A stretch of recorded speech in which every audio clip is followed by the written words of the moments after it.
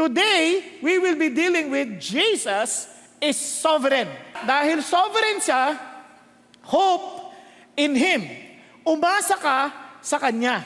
Okay ba yan? Umasa ka sa Kanya.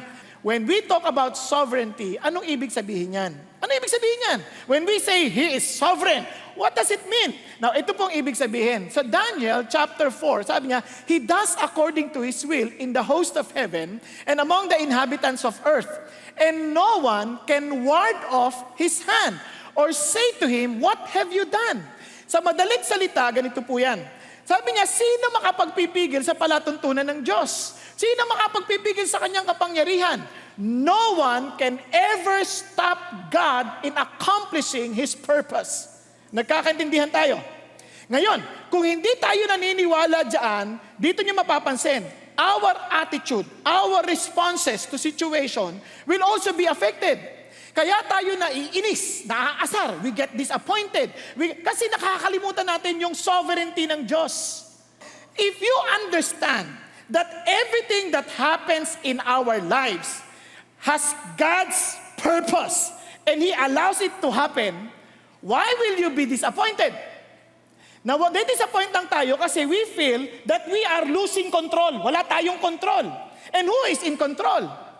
And if we understand that God is in control and He cares for you, in other words, He will not allow anything to happen that will not benefit you. Tama ba? Tama ba? Now, tingnan niyo po ang kasunod dito. Sabi ganyan sa Isaiah, declaring the end from the beginning, from ancient times, things which have not been done, saying, my purpose will be established, and I will accomplish all my good pleasure. Look at the words. God declared already from beginning to end. Parang ibig sabihin, maliwanag na kanya kagad ano mangyayari. From beginning to end.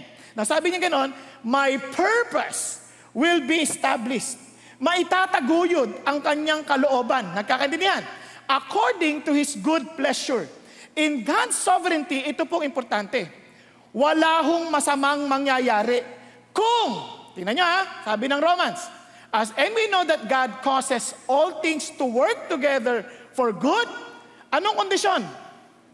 To those who love God, to those who are called according to His purpose. If you know that everything that God allows to happen is for your own good, you have no reason to be disappointed. You have no reason to get discouraged. Dagi ka dapat, okay lang yan, tuloy tayo. Tama? Tuloy tayo. Tingnan niya, tuloy tayo. Sabi nga nun. Pero ito ang reality.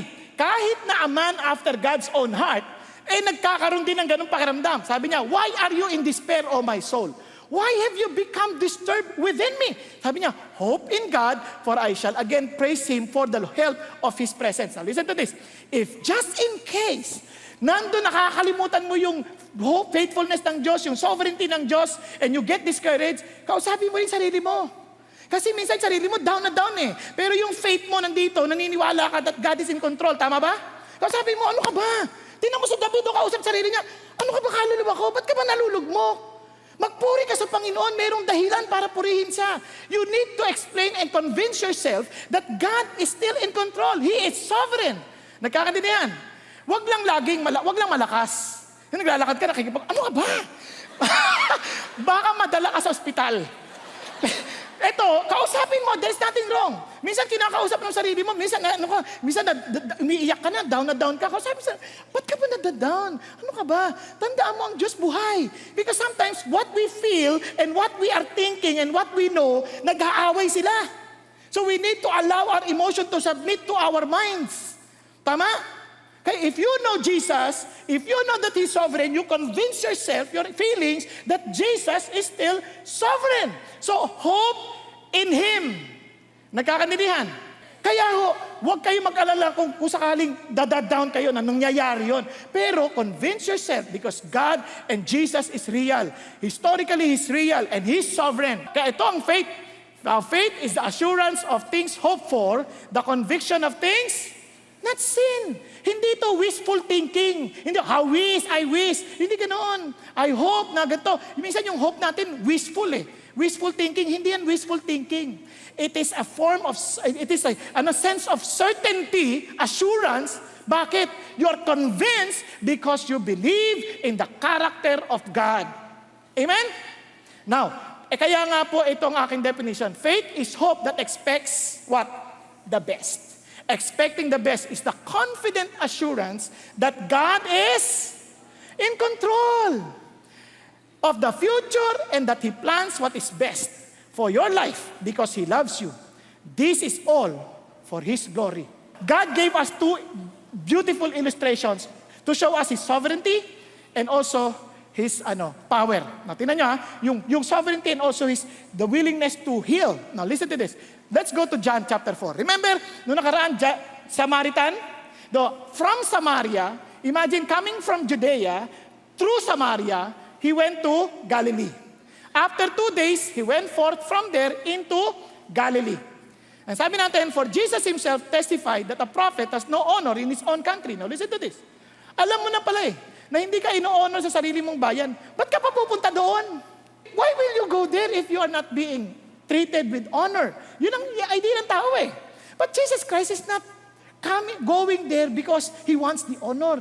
Ang idea doon, He wants to go there because He's still sovereign. In His sovereign will, in His sovereign plan, kailangan niyang pumunta ron. Nagkakatindihan? Now, let's continue the story. So when He came to Galilee, the Galileans received Him, having seen all the things that He did in Jerusalem at the feast, for they themselves also went to the feast. Now, listen to this. Akala ko ba hindi siya welcome? No. Magkaiba yung welcome, magkaiba yung ino-honor. Nagkakatindihan?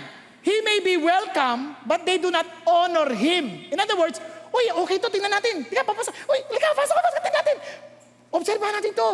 May kapangyarihan ito. Para silang nai-entertain, probably, sa kanilang mga magics. Kaya parang sila, magikero lang to. Sige, tingnan natin yung kanyang tricks, tingnan natin, panoorin natin siya.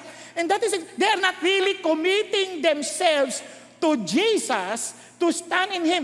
Kaya maraming tao, they will never understand.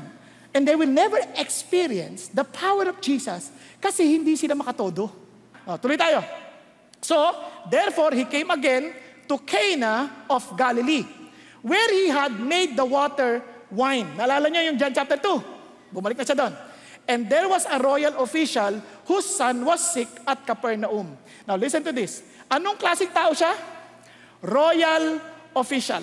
Pag royal official, sa literal Greek term yan, is working with the king. Nagtatrabaho siya sa hari.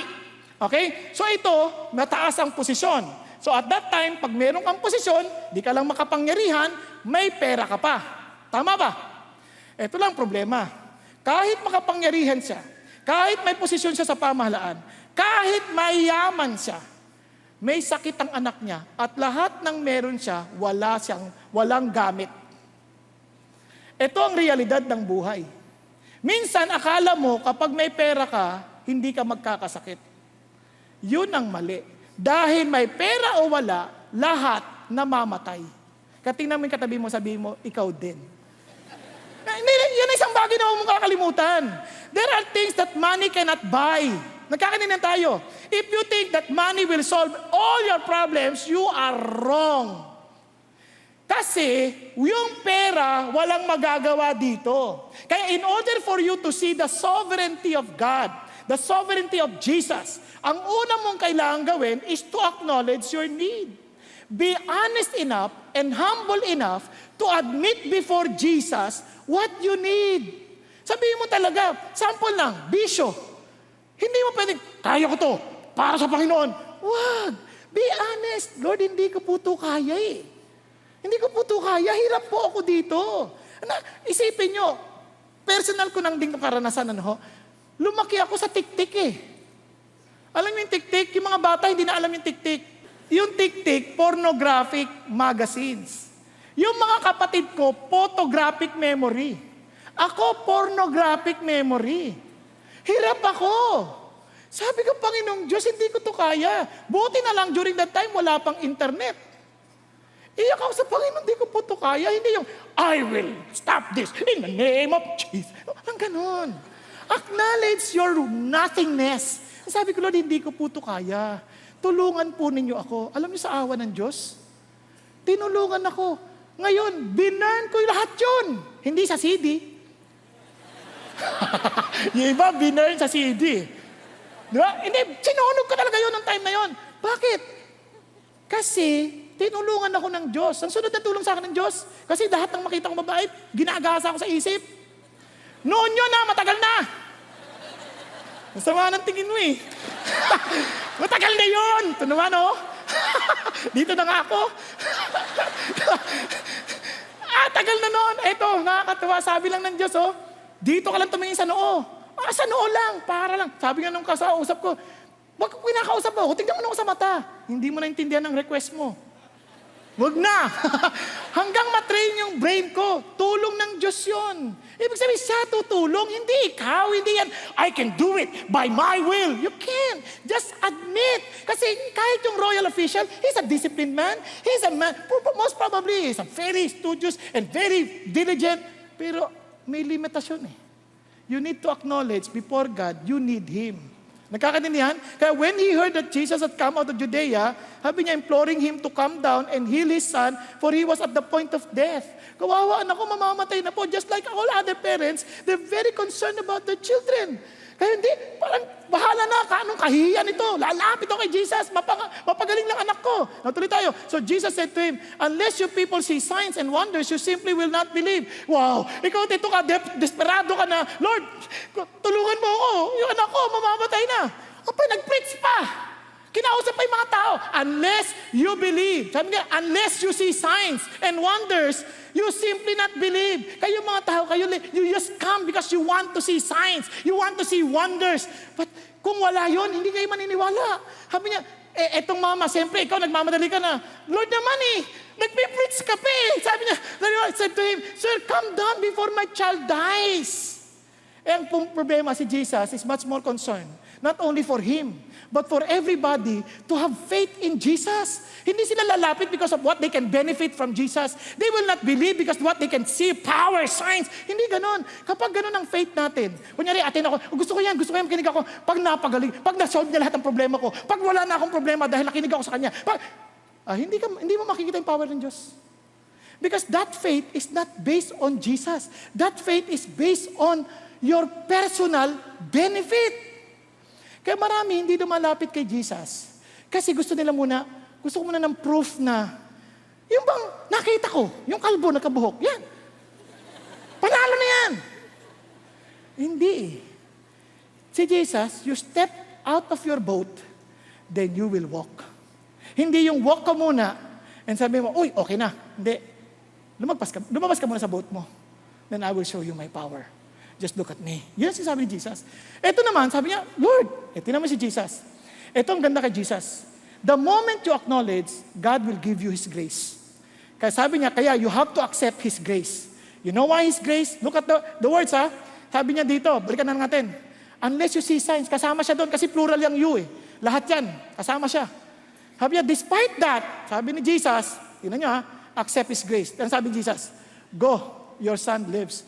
Itong mga tao that were expecting Jesus to go there, siguro sasama sila to see how God will heal the child. Ang problema, hindi ganun ang purpose ni Jesus. Ang purpose ni Jesus, yung faith nila, magtiwala even without seeing anything. Kaya sabi niya, uwi ka na, magaling na anak mo. Ay? Soli bayad, walang performance. Alam niyo, parang sinabihan lang eh. Paano kung hindi totoo? Paano kung hindi gumaling? Hindi natin malalaman ano nangyari. Pero hindi kasi concern ni God. Kayo, puro signs ang hinahanap ninyo. Wala kayong makikita. Uwi ka na, magaling na anak mo. Ganun lang ang sinabi. But the man believed the word that Jesus spoke to him. Hinawakan niya lang yung salita. Hinawakan niya lang yung salita. Now look at this. And ang Diyos, pag nagpapagaling, He sent His word and healed them. God will send His word of healing. He will send His promise. He will send. And He will tell you, kaya magtataka, Lord, ba't ako hindi pinagaling? First, receive and wait for the word of promise that He will heal you. Because He will heal according to His will. Hindi lahat pinagagaling ng Diyos. Mamaya, papaliwanag sa inyo para maintindihan ninyo. Now, balik tayo dito. So, faith comes from hearing the word of Christ. You have to believe. You keep on listening to Jesus. You need to hear from Him. Tama ba? Now, let's continue. Pagkatapos mo makinig, you adhere. Stick ka na doon. Panghawakan mo yun. Panghawakan mo yun. Ito sabi ng Lord. So Jesus said to him, go, your son lives.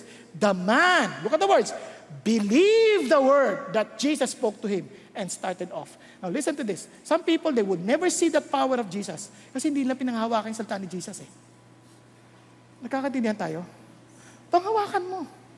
Ay, naalala ko po yung nanay ko, nung una ko nabalitaan na stroke, sabi na patay na eh. Sabi nga ako nung pumunta ako sa Canada eh, ang sabi na sa amin eh, tatanggalin na namin yung mga respirator, lahat ng machine. Pagka mahihirapan, tutulungan na namin para she will breathe peacefully. Sabi ko doon sa kausap kong in charge doon, sabi ko, kung nanay mo siya, go ahead. By all means, gawin mo. Eh nanay ko yan eh. Wag. Bigyan mo ako ng pagkakataon, mag-stay ako sa loob ng ICU room niya. Kaya harating ko lang galing Canada, puyat pa ako, hindi ako natutulog. Sabi ko, doon ako, stay ako dyan. Magpe-pray lang ako. Sige. Alam niyo, pray ako magdamag. Gulat ako, may nagsisigawan na sa tabi. Nagkakandamatay. Sabi ko, Panginoon Diyos, parating na rito yung ang ilang kamatayan, magpapayagan. Pray. Sabi ng Lord sa akin, she will live. Ang linaw eh. Alam ko ang linaw eh. She will live. Uwi na ako, tulog na ako. Pagdating ko, sabi ng nurse, miracle! It's a miracle! It's a miracle! What do you mean? Your mom is alive! Sabi ko, yeah, I know. Why? Because God sent His word of healing. Friends, itong isang bagay, kaya tayo minsan hindi na tayo makarinig. Masyado na tayong abala sa maraming bagay na dami natin. Hindi tayo nakikinig mag-isa sa Diyos. Makinig tayo sa Kanya. Nagkakaintindihan tayo. Sa sobrang ingay, hindi na tayo makarinig eh. Naalala niyo yung palabas na I Am Legend? Naalala niyo yun? Ang sabi ng babae, kala niya siya na lang mag-isa nabubuhay eh. Lahat inflicted na ng virus. Sabi ng babae, saan ka galing? And saan ka pupunta? Pupunta kami doon sa isang lugar na meron pang mga nawala pang virus. Paano mo nalaman?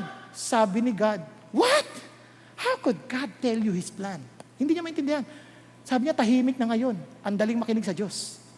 But people could not listen because they're always listening to themselves, to their own understanding to life. They don't want to entertain the issue of God.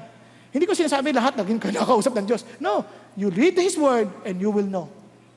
You submit your life to Jesus and you will know. Ganun na kasimple. Now, let's continue. As He was now going down, His slaves met Him, saying that His son was living. Look at the words. And so He inquired of them the hour when He began to get better. Then they said to Him, yesterday at the 7th hour, the fever left him. So the father knew that it was at that hour in which Jesus said to him, your son lives. And he himself believed, and his whole household. And look at what happened. Dito, naniwala na siya ng todo, at alam mo nga overflowing na, pati ang mga kamag-anak, sineran na. And the whole household believed in Jesus. Nagkakaintindihan tayo? Ngayon, tuloy tayo. Sabi nga, this is again the second sign that Jesus performed when He had come out to Judea into Galilee. Now, from Galilee, ito na naman si Jesus, went to Jerusalem. Now, tuloy tayo. The second illustration, but you will see, same principle. Sabi nga, after these things, there was a feast of the Jews and Jesus went up to Jerusalem. What feast? I don't know. Hindi minention. Tuloy lang tayo. Now, there is in Jerusalem by the sheep gate a pool which is called in Hebrew Bethesda, having 5 porticos. Nung sinasabi ito ni John, and to some modern scholars ngayon, sabi noon before 1888, sabi na, hindi totoo ang Bible. Wala namang ganyan eh. Wala namang pool of Bethesda. Yung may 5 porticos. Kasi sobrang detalyado eh. Wala namang kami nakita sa paghahukay namin. Noong 1888, na-realize nila, paghukay nila, meron. At nakita nila yung pool of Bethesda. Totoo talaga sinabi ni God. Kaya sabi ni Jesus, tuloy tayo Kaya ito naman, ano ba nangyari dito sa pool of Bethesda na to? In this lay a multitude of those who were sick, blind, lame, and withered. Sino nakahilata doon? Sino? Mga may sakit, mga bulag, mga, ang dami. Ilan? Multitude. Daming may sakit. Tingnan niyo For an angel of the Lord went down at certain season into the pool and stirred up the water, and whoever then first, after the stirring up of the water, stepped in, was made well. So parang in other words, pag gumalaw yung tubig, kung sino unang makaapak sa tubig, gagaling. Karera to. Paano magkakarera ang mga lame? Ang mga bulag, ang hirap. Kawawa naman itong mga tao ito. Sobrang wala silang pag-asa. They're hopeless. Ito na, a man was there who had been ill for 38 years. Merong in particular, suffering. Imagine, 38 years. May pag-asa pa ba to? Wala na. Pero who look at the grace of God? Sirs, again, same principle. Acknowledge your need. Lapit si Jesus. When Jesus saw him lying there, he knew that he had already been a long time in that condition. He said to him, alam niya na yung condition, ha? Do you wish to get well? Kung kayo yun, di ba? Si Lord naman, nagbibiro ka ba? Anong ibig sabihin? Kita mo na ako, hirap na hirap dito. Tatanungin mo pa, do you wish to get well? Alam nyo, akala natin ganun lang ka-impertinent yung question. Alam nyo bang napaka-grabing tanong na yon? Maraming tao hindi naman gustong gumaling eh. Sa totoo lang, yung iba, gusto nilang hindi nila gusto. Una, pinagkakakitaan nila yon. Namamalimos. Ginagamit ang sakit.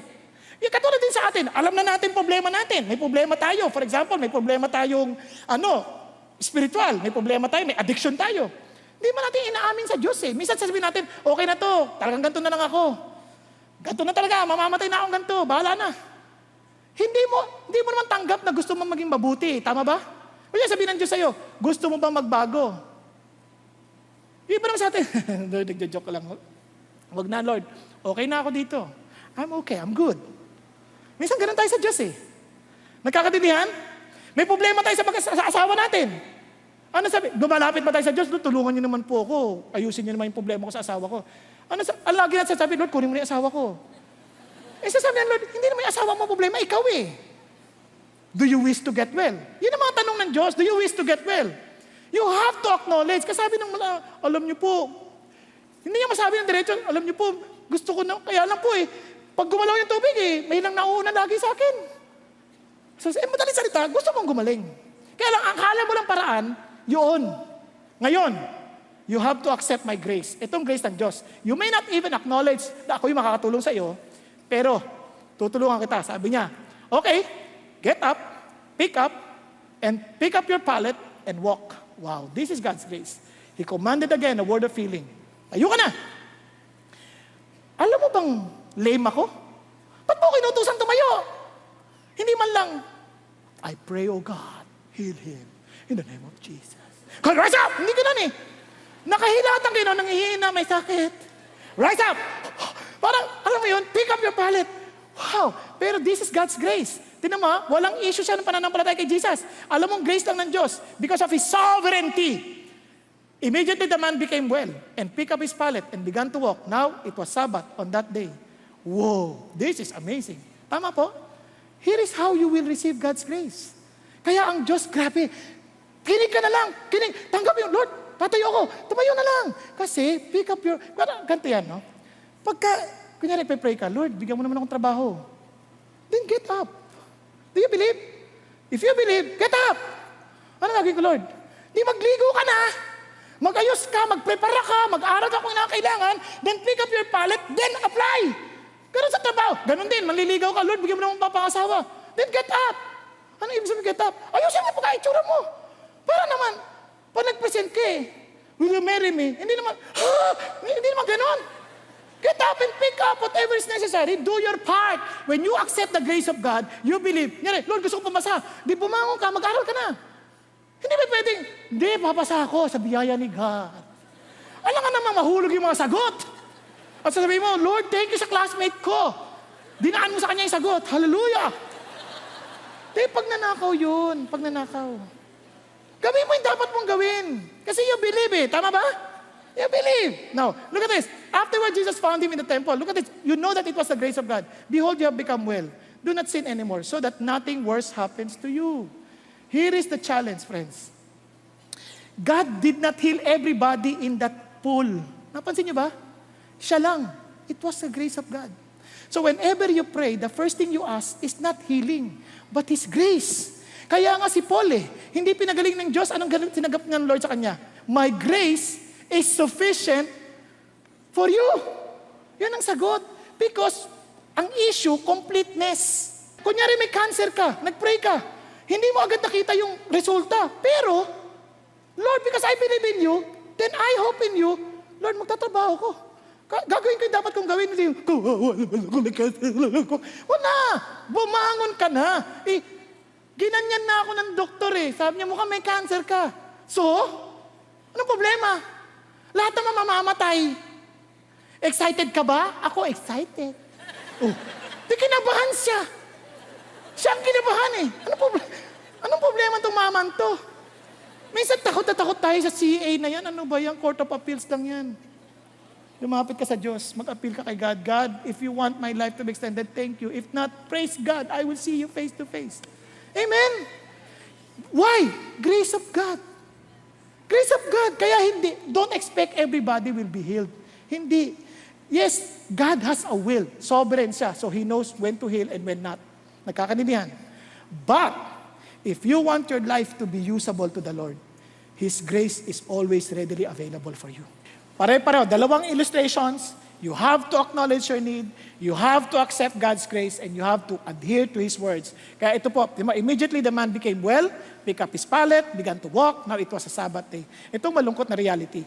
With all these changes, yung mga tao po, ang nakikita, hindi yung pagbabago. Minsan, ipipilit pa rin nila yung manilang paniniwala. Tingnan nyo yung mga alagad, mga religious leaders. So the Jews were saying, sabi niya, to the man who was cured, it is a Sabbath. It is not permissible for you to carry out your pallet. Amazing. Sa halip na matuwa sila, wow, gumaling to mama, oh. Hindi. Ano ba yan? Bawal yan. Sometimes we're too legalistic. Bakit ganyan? Bakit hinayaan niyo yung mga yan? Bakit kayo na... Hindi. Relax lang. Ang ating objective, yung puso at buhay ng tao. Amen po? Yun ang gusto ng Diyos. Kaya, sa Panghuli sabi niya, but He answered them, He who made me well was the one who said to me, pick up your pallet and walk. Si Jesus ang may kasalanan to. Siya pa, hindi niya alam eh. And sabi, then they asked Him, who is this man who said to you, pick up your pallet and walk?